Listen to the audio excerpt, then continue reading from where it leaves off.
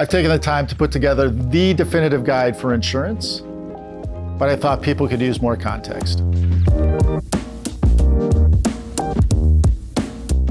If you think about it, we operate a really simple business. The fundamentals of this business model are not that hard to understand. We invest assets, we earn a return on those assets. We pay out benefits. That's our cost of capital. We then have OpEx, and what's left is profit, which we sometimes call spread to keep people really confused. It's really interesting because when you strip away all the jargon and the complexity, at the end of the day, we're providing a very simple promise. What that promise is a promise of protection, and in some cases, guaranteed lifetime income. So just to put that into context, if you think about the backdrop of what we're doing, we are in a market that gets better every day. We have very few markets around the world where in the past 5-6 years, our market has doubled in size, and our market is going to continue to grow into 2050. Very few businesses can look out across the landscape and say there's 20 years of growth coming. And we are driven by demographics. Demographics in the US, but really demographics around the world.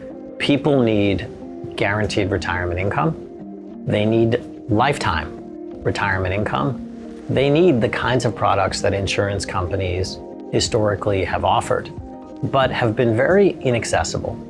I view the journey we're on first as one of making inaccessible products accessible.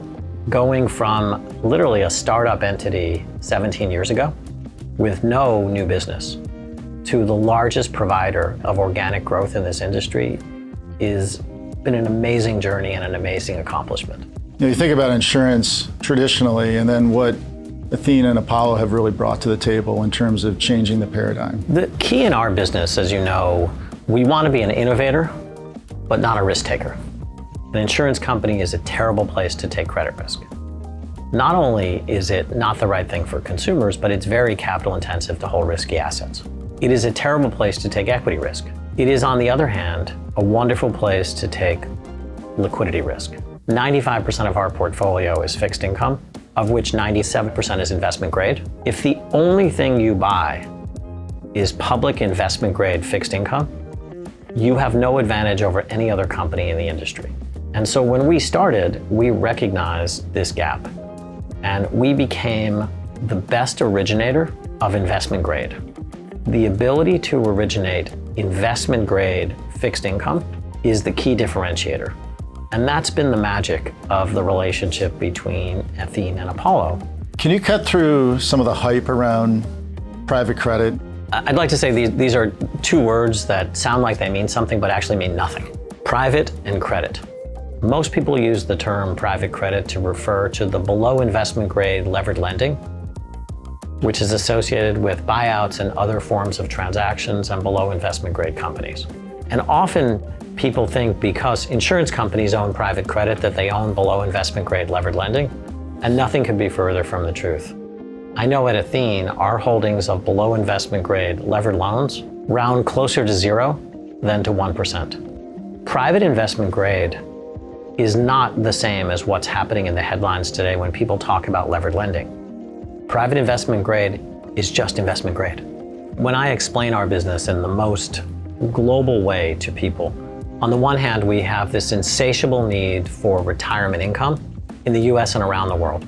On the other hand, we have this immense need for capital, primarily from investment grade borrowers for this global industrial renaissance. And so what you're really getting at is aligning interests, aligning the retiree promises, and then backing those promises with the appropriate assets to match that promise. Our job at Apollo is to stand in the middle and connect the capital that is needed with returns that are needed for retirees. What are some of the mistakes insurance companies have done in the past? Well, I come back to, I think the biggest risk for our industry is loss of trust.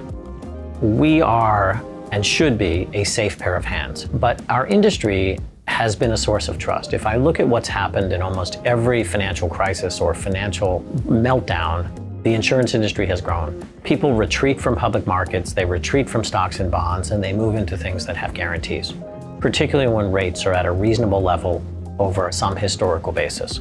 That idea of trust is something we at Athene work on every day because we believe trust is paramount in order to be recognized as a force for good and a power player in the retirement industry. our industry is going to grow through 2050. That doesn't mean in the same products, that doesn't mean in exactly the same way, but we are serving a growing demographic of people who need retirement income in an aging population. We have very few competitors to provide guarantees on a tax advantage basis. The only thing we can do is screw it up by destroying trust. That's not going to be us.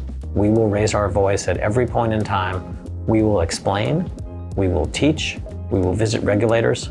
We have too much at stake here for this not to go well because we're on a really good path.